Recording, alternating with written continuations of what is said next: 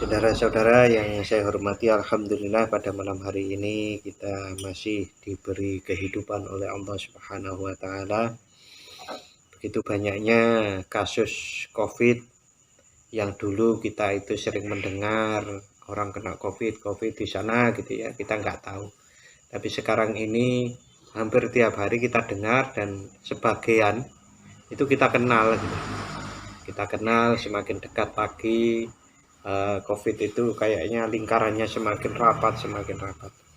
Oleh karenanya karunia Allah berupa kehidupan dengan kita masih diberi kesehatan itu adalah karunia yang sangat luar biasa.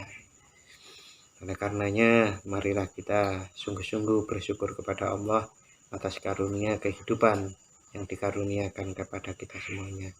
Amin ya rabbal alamin. Berikutnya sholawat serta salam semoga tetap terlimpahkan kepada Nabi Muhammad Sallallahu Alaihi Wasallam. Ini kita masih membahas penjelasan dari Syekh Ibnu Abbad terkait dengan hikmah yang disampaikan oleh Syekh Ibnu Athaillah Sakandari, bahwa kalau orang itu bagaimana akan mendapatkan sesuatu yang luar biasa kalau pengendalian dirinya itu juga tidak luar biasa. Kisah sukses itu banyak sekali yang kita ketahui, orang-orang yang memang contoh-contoh yang paling sederhana tapi juga tidak mudah untuk dilakukan. Di antaranya seperti Presiden B.J. Habibie itu saya pernah dengar ceritanya, beliau itu selalu puasa kalau tidak salah Daud B.J. Habibie. Lalu kemudian saya tidak pernah dengar Gus Dur itu ceritanya berpuasa ya, tapi Gus Dur itu hampir setiap saat itu berzikir kepada Allah, dan itu dilatih oleh Gus Dur. Latihannya diantaranya dengan menggerakkan jari itu wakilah ada yang menceritakan bahwa itu adalah membentuk tulisan Allah, gitu kan, alif lam ha, itu selalu seperti itu. Dan kalau kita teliti kembali video-video Gus Dur itu kan selalu tangannya bergerak kan, jari tangannya itu selalu bergerak. Nah, itu ada yang menceritakan bahwa itu adalah pergerakan membentuk huruf Allah. Itu adalah untuk mengingatkan dirinya kepada Allah Subhanahu wa taala. Itu kan luar biasa. Itu sederhana tapi tidak banyak orang yang bisa melakukannya, yang melatihnya dengan sungguh-sungguh. Yang lebih berat lagi Gus Dur ya, katanya hampir kalau dapat uang itu kadang-kadang tidak dilihat. Amplop itu hanya berpindah, amplop beserta isinya itu berpindah tanpa Gus Dur membukanya. Itu kan luar biasa. Nah, ada juga yang menceritakan bahwa kita amati sama-sama, katanya Presiden Jokowi itu Senin dan Kamis puasa. Senin dan Kamis itu selalu berpuasa. Setelah itu orang-orang yang luar biasa ya. Mungkin ada orang-orang yang luar biasa juga seperti itu, tapi karunianya tidak jadi presiden. Tapi karunianya ya yang lain. Itu luar biasa, usaha-usaha yang luar biasa. Kita juga upaya-upaya pengendalian diri mereka mampu belajar itu tidur kadang-kadang tidak lebih dari 5 jam. Itu kan sering sekali ya kita dengar gitu. Tapi meniru itu juga bukan sesuatu hal yang mudah. Itu perlu latihan yang terutama adalah untuk mengendalikan diri. Seringkali kita itu bekerja keras kalau dalam waktu kondisi kepepet. Orang-orang biasa nyebut dengan the power of kepepet. Mengapa kok kita itu sering mengerjakan sesuatu dengan kepepet? Jawabannya karena kita mungkin seringkali itu seneng-senengnya dulu yang didulukan. Seringkali ya, Allah masih ada waktu, sekarang kita melakukan yang lain, yang biasanya yang lain itu ya tidak seprioritas yang kalau the power of kepepet itu harus selesai. Padahal kita itu kan melakukan sholat itu untuk apa? Untuk sesuatu yang jauh di depan kita atau sebenarnya. Sesuatu jauh di depan kita setelah kematian kita, sholat itu. Sholat itu kan karena kita percaya hari akhir. Hari akhir itu setelah mati. Harusnya ya. Idealnya sholat itu mengajarkan kepada kita betapa kita itu berpikir panjang ke depan. Bahkan Rasulullah Shallallahu Alaihi Wasallam bersabda, orang yang pintar itu adalah orang yang mempersiapkan untuk bekal kehidupan sesudah matinya. Nah, ini pintar. Karena apa? Lebih jauh, jangkauannya lebih jauh. Kita sering mendengar orang menabung itu adalah pintar, karena menabung untuk sesuatu yang akan datang. Tetapi amal soleh itu adalah sesuatu yang lebih jauh lagi. Idealnya sholat itu mampu memberikan nilai-nilai seperti itu. Kita mampu menahan sesuatu yang keberatan sekarang untuk masa depan yang panjang itu. Bahkan saya mencoba menilai agar kita itu lebih menjangkau sesuatu yang jauh di depan itu daripada kenikmatan-kenikmatan sesaat kita sekarang itu. Contoh ilustrasinya adalah dengan membaca Al-Quran. Orang itu membaca Al-Quran, saat dia membunyikan kata yang dibunyikan itu, maka matanya itu sudah melihat selanjutnya. Kalau nggak gitu, nggak bisa jalan. Itu adalah sebetulnya juga satu pelajaran bahwa kita itu hendaknya melakukan sesuatu sekarang ini harus berpikir cermat ke depan kita. Di depan kita itu ada apa? Harus berpikir. Ini tadi tentang hikmah yang didawahkan, yang disampaikan oleh Syekh Ibnu Athaillah As-Sakandari, bahwa bagaimana orang itu memperoleh sesuatu yang luar biasa kalau pengendalian nafsunya itu tidak luar biasa. Nah, lalu dijelaskan di sini, dijelaskan panjang lebar oleh Syekh Ibnu Abbad dengan mengutip beberapa pendapat para ulama. Nah, sekarang ini,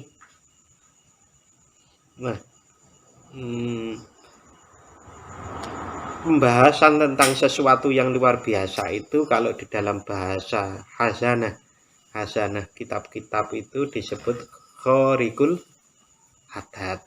Luar biasa itu adalah khorikul adat.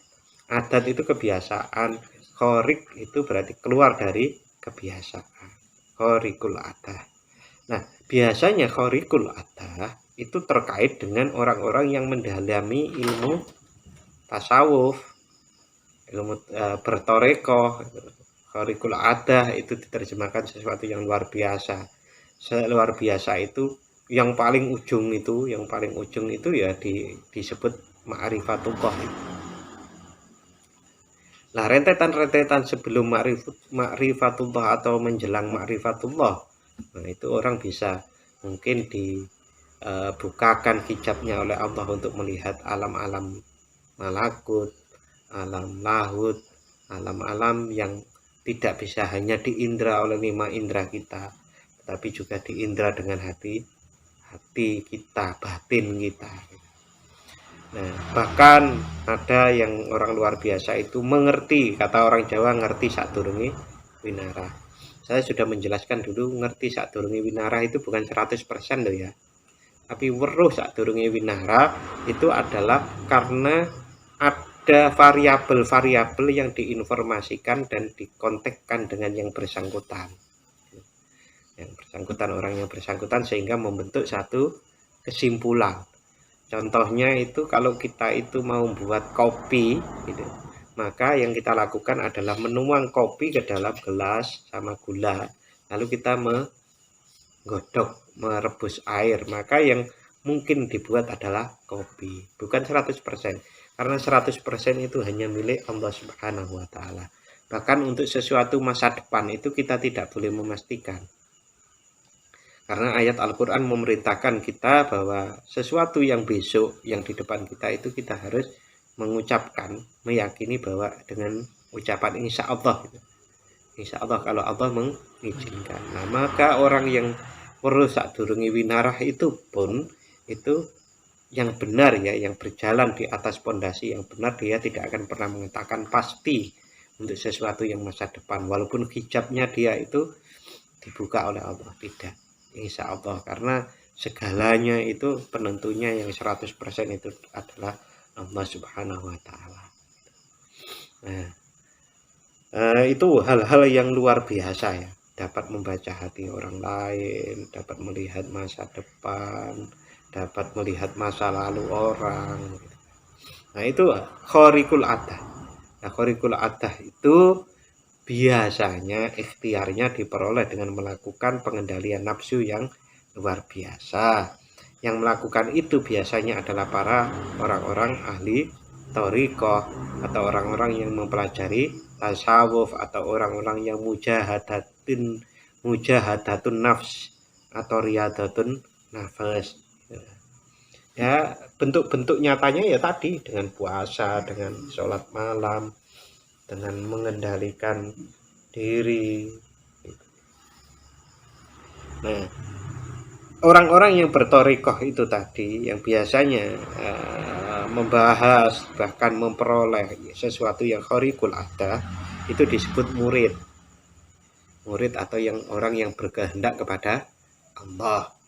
Ya, sebetulnya istilah murid itu waktu dulu kita gunakan di sekolah-sekolah itu adalah istilah Arab, kan diganti siswa, sekarang diganti peserta didik. Dulu murid itu bahasa Arab, bahkan secara real orang-orang yang berthariqah itu disebut murid, orang yang berkehendak kepada Allah. Nah, siapakah murid itu? Murid itu adalah orang yang murid itu kan orang yang berkeinginan, berkehendak. Nah, disebut murid itu kalau orang itu sudah menyelaraskan dengan kehendak Allah. Apa yang diselaraskannya? Diselaraskan hatinya, pikirannya, tindak lakunya, itu diselaraskan dengan kehendak Allah. Saat dia menyelaraskan dengan kehendak Allah, segala miliknya dirinya itu dengan diselaraskan dengan kehendak Allah, maka dia disebut murid, orang yang berkehendak menuju Allah dengan cara mentaati aturan-aturan kehendak Allah yang ada di dalam Al-Quran. Namanya syariat Islam, jadinya syariat Islam. Nah, itu adalah sesuatu yang sangat hakiki. Pendalaman makna syariat Islam, kalau diurut dari situ tadi, itu kan mendalam gitu ya. Nah, tapi kalau diurut dari luar dulu, syariat Islam itu harus begini, harus berbang syariah. Itu belum tentu kedalamannya dapat. Tetapi kalau orang itu memahami kedalaman betapa syariat itu adalah penyelarasan tindak laku pikiran dirinya dengan kehendak Allah, maka saat dia betul-betul bersyariah dengan bank syariah umpamanya, maka dia betul-betul keluar dari dalam yang mempondasi atau yang membuat pondasi bagi perilakunya itu mempunyai ruh syariat Islam, bukan hanya syariat Islam sebagai bentuk, sebagai hanya kulit gitu, tapi betul-betul ruh, daging itu lengkap saat mengandaikan manusia itu. Nah, itu bangunan syariat Islam. Nah, terkait dengan hal tersebut, Syekh Abu Hasan Asyadzili radhiyallahu an, Syekh Abu Hasan Asyadzili itu adalah kakek guru dari Syekh Ibnu Athaillah As-Sakandari yang menulis kitab Al-Hikam ini. Qala Asy-Syaikh Abu Hasan, Syekh Abu Hasan Asyadzili berkata, beliau dawuh, fa kullu mukhtarati syar'i, setiap sesuatu yang dipilih menjadi syariat syariat yang tadi itu syariat Islam, aturan-aturan Islam. Wa martabatihi, wa martabatuhu, dan urutan-urutan syariat Islam. Urutan-urutan syariat Islam itu maksudnya, contoh, rukun Islam ada 5. Nah, ada sholat. Di situ ada sholat. Sholat ada rukunnya lagi toh. Iya kan? Salah satu rukun sholat adalah sujud. Sujud ada rukunnya lagi toh. Nah, itu martabat. Tingkatan-tingkatan. Turunan-turunan ya, tingkatan-tingkatan dari syariat. Setiap syariat dan urutan-urutan syariat itu adalah mukhtarullah wa mukhtarullah, yaitu pilihan-pilihan Allah. Laisa laka minhu syai'un, yang tidak ada bagimu untuk manusia ini, yang tidak ada bagi manusia itu sesuatu. Maksudnya begini, kalau kita itu menjalankan syariat Islam kan dalam rangka menyelaraskan dengan kehendak Allah. Kehendak Allah kan, kalau di dalam diri kita laisa laka minhu syai'un, tidak ada untukmu sedikit pun. Itu adalah jangan libatkan kehendak kita masuk di dalam saat kita menyelaraskan dengan kehendak Allah yang berupa syariat itu. Contoh realnya, sholat itu adalah untuk menjalankan perintah Allah. Jangan sholat adalah untuk riya. Gitu loh.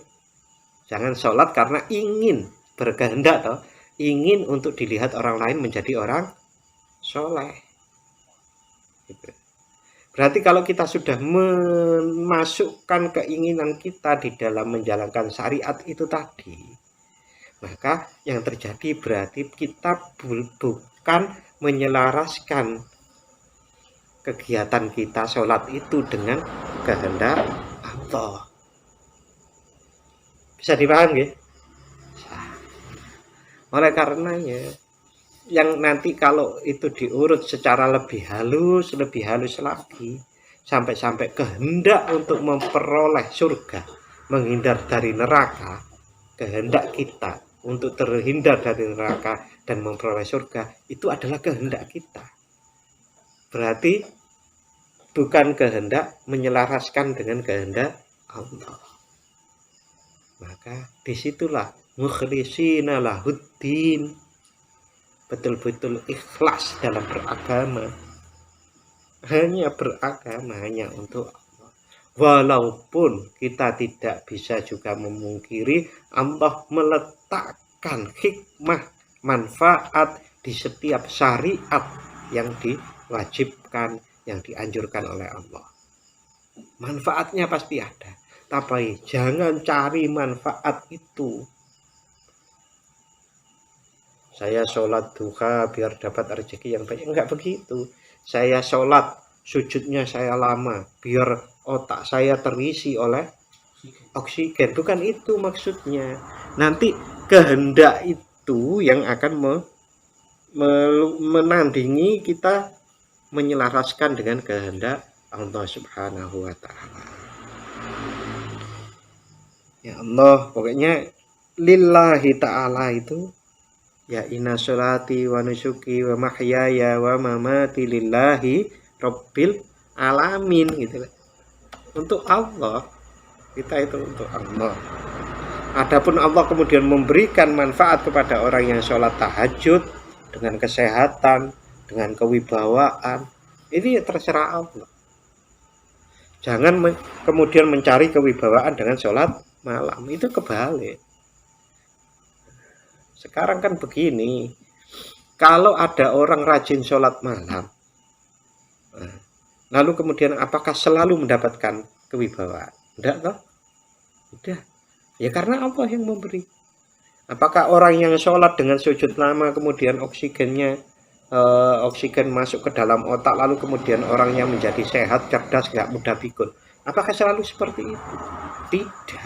Karena yang ngasih Allah. Hampir sama sebetulnya saat kita berbicara tentang surga dan neraka itu. Apakah setiap orang yang menjalankan sholat rajin itu kemudian masuk surga, terhindar dari neraka? Tidak. Tapi Rasulullah dawuh itu karena rahmat Allah. Nah, itulah yang salah satu dasar-dasar dalil-dalil argumen bahwa kita itu betul-betul harus ikhlas, pure. Masalah manfaat, masalah pahala itu adalah terserah Allah, hak Allah, bukan hak kita. Ya. Nah, ini ditambahi oleh Syekh Abu Hasan Asyadzili radhiyallahu an. Fasma wa ati, dengarlah dan taatlah. Ya, karena sesungguhnya ya ini, ya, sesungguhnya ya.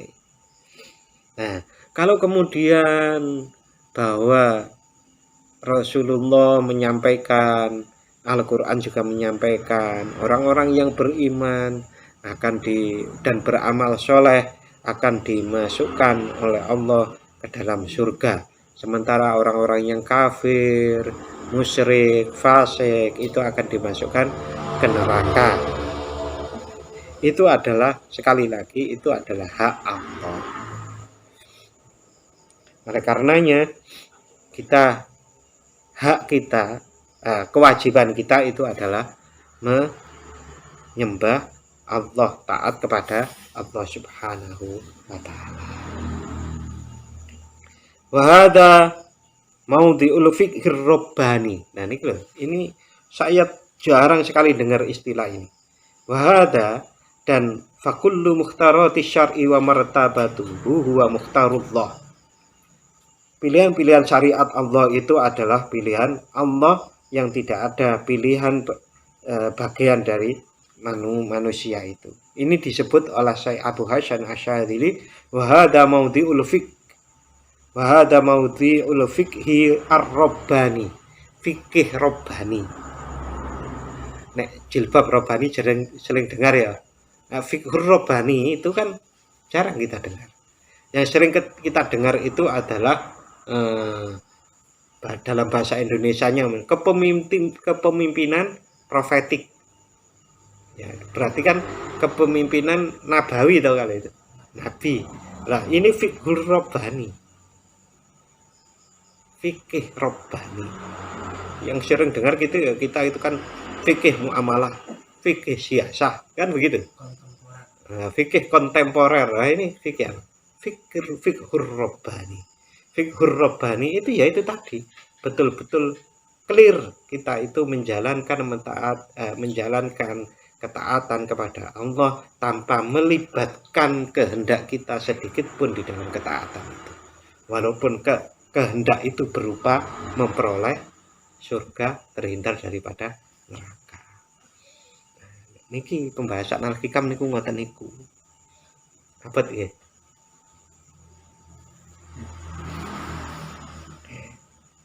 Nggih, dipikir mawon abot napa maneh dilakoni. Nah, tapi nek gak ngerti piye oleh nglakoni kan. Ya, ini sekali lagi ya kita harus nyuwun kepada Allah agar Allah memberikan kepada kita kemampuan memahami dan kemampuan untuk mengamalkannya. Mudah-mudahan Allah mengabulkan, amin ya rabbal alamin. Wa hadza maudhi'ul fiqhi ar-rabbani wa ilmul laduni. Ilmu laduni itu ini. Saya setuju, ilmu laduni itu. Ilmu laduni itu bukan ilmu yang dikatakan iso ndelok atine wong, itu ilmu laduni. Wong dukun iso. Dukun itu bisa. Dukun itu ada yang bisa melihat hati orang lain. Caranya bagaimana? Dukun memerintah jinnya yang ikut kepadanya untuk berkomunikasi dengan jinnya orang yang dilihat itu, atau yang kita biasanya disebut dengan jin korin, ya. Tuh. Temu jin korin dia atau jin berewangannya, komunikasi dengan jin itu, jin korinnya yang mau dibaca hatinya itu, kasih informasi. Tapi ilmu laduni ya ini saya sepakat betul.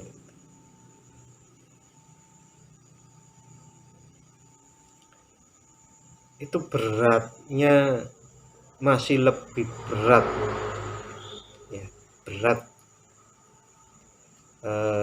lebih berat daripada orang-orang yang dulu diceritakan ada wali-wali yang masih menghendaki sesuatu.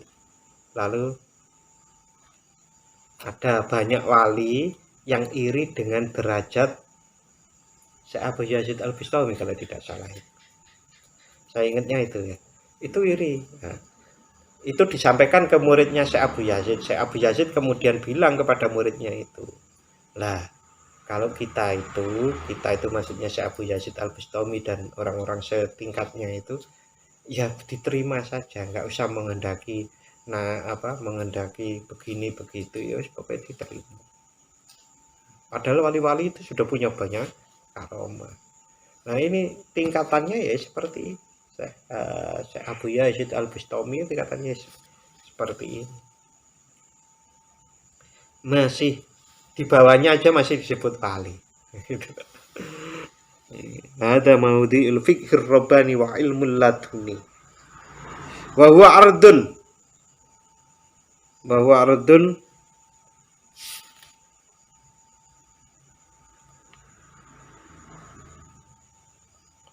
li tanazzuli ilmul haqiqah. Luar biasa ini istilahnya. Wa huwa ardun li tanazzuli ilmil haqiqati. Dan ini tadi fiqhur rabbani ilmul laduni itu adalah tempat turunnya ilmu hakikat. Ardun itu apa? Ardun itu adalah lahan untuk ditanami ilmu hakikat. Artinya kalau orang itu bisa betul-betul seperti tadi menyelaraskan pikirannya dan yang lain-lainnya itu, ya tidak harus tidak 100%, 70% itu sudah luar biasa. Itu kok sesuai dengan kehendak Allah tanpa melibatkan kehendak dia di dalamnya, maka berarti dia mempersiapkan dirinya sebagai ardun litanazzuli ilmil haqiqah, sebagai lahan tumbuhnya ilmu hakikat. Ini luar biasa. Dan orang pasti pingin itu ilmu laduni, pasti pingin ilmu hakikat, pasti pingin. Tapi mampu nggak mempersiapkan sebagai lahannya. Dan sekali lagi yaitu tadi kembali kepada hikmah yang disampaikan oleh Syekh Ibnu Athaillah As-Sakandari. Bagaimana bisa orang itu menjadi khariqul adah? Bagaimana bisa orang itu menjadi luar biasa kalau memperlakukan nafsunya biasa-biasa saja.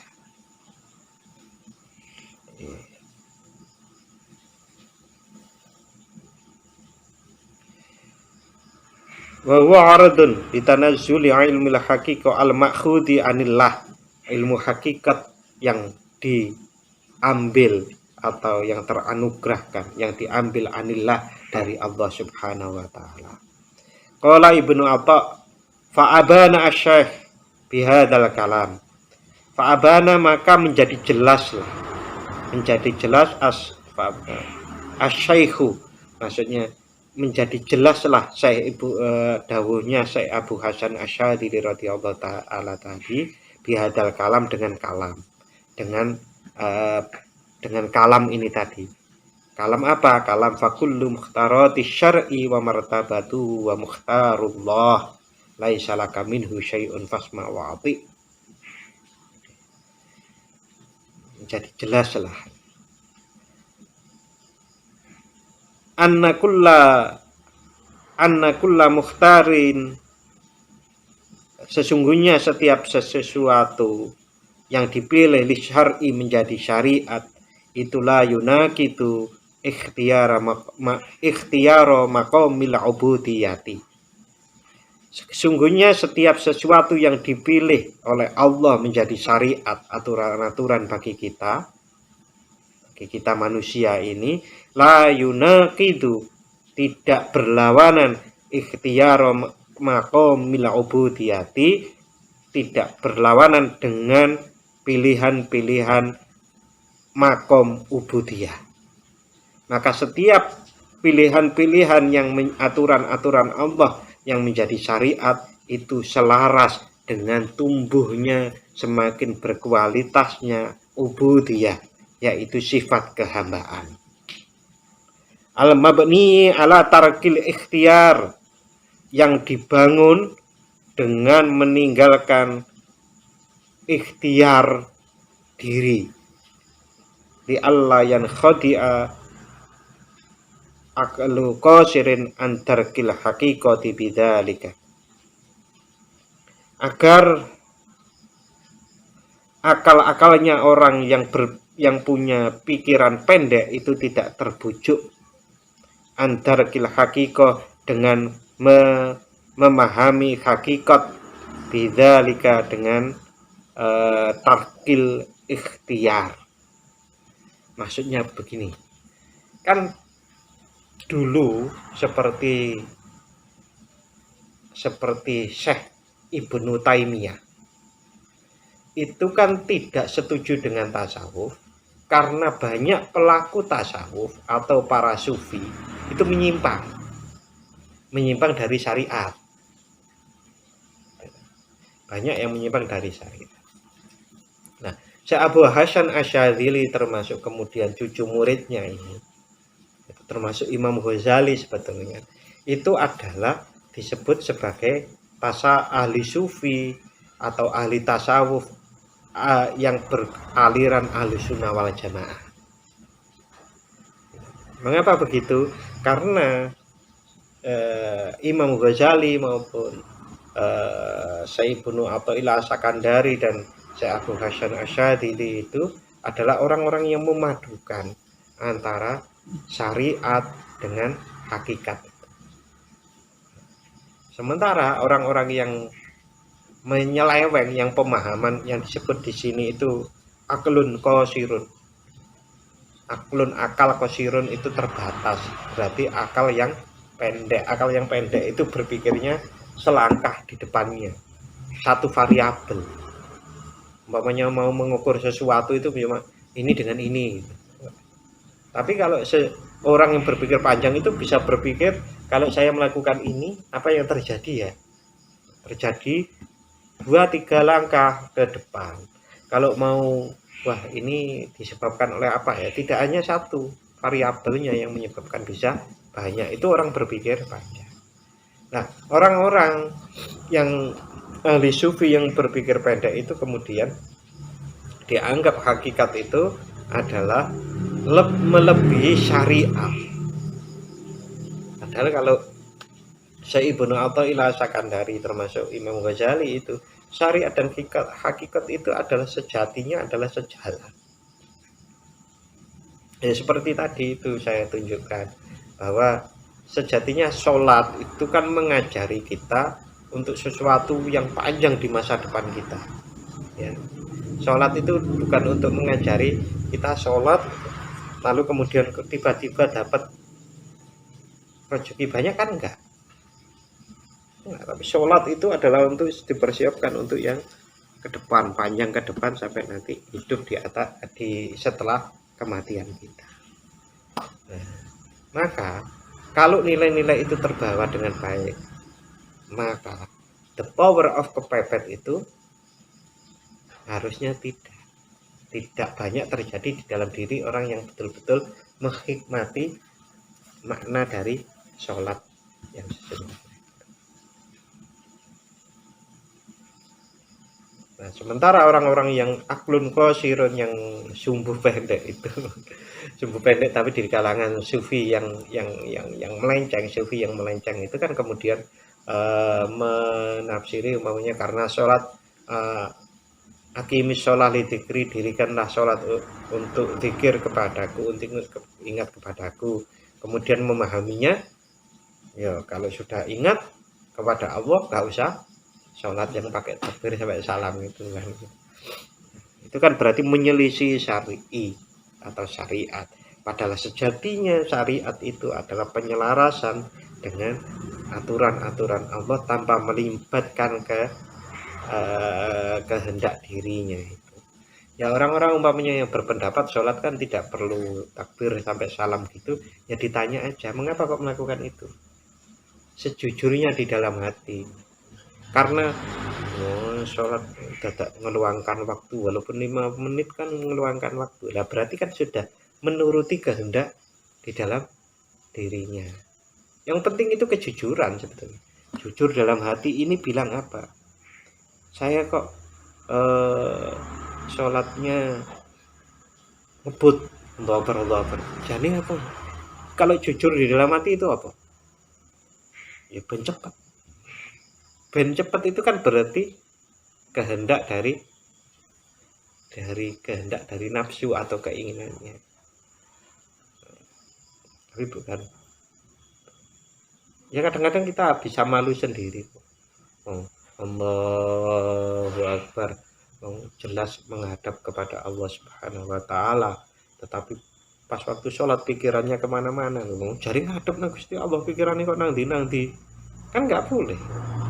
Itu ibaratnya seperti orang ngobrol begini berhadap-hadapan, tapi terus mengo gini nggak mendengarkan itu ya.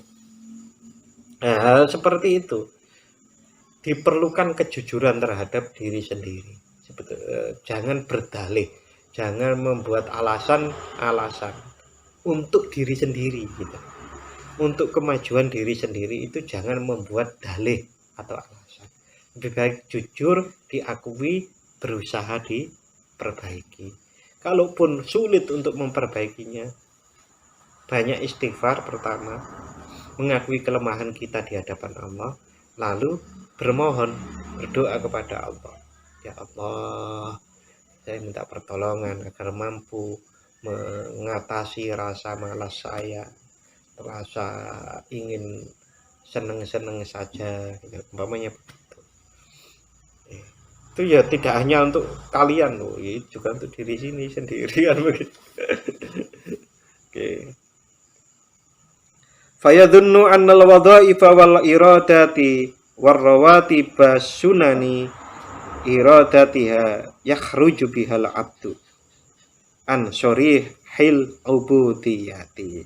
Fayadunnu, orang-orang yang aklun qasirun itu menyangka annal wadha'ifa, sesungguhnya tugas-tugas perintah-perintah Allah, wal iradat, dan kehendak-kehendak Allah, warawati basunani, dan runtutan-runtutan sunnah-sunnah, iradatuha itu adalah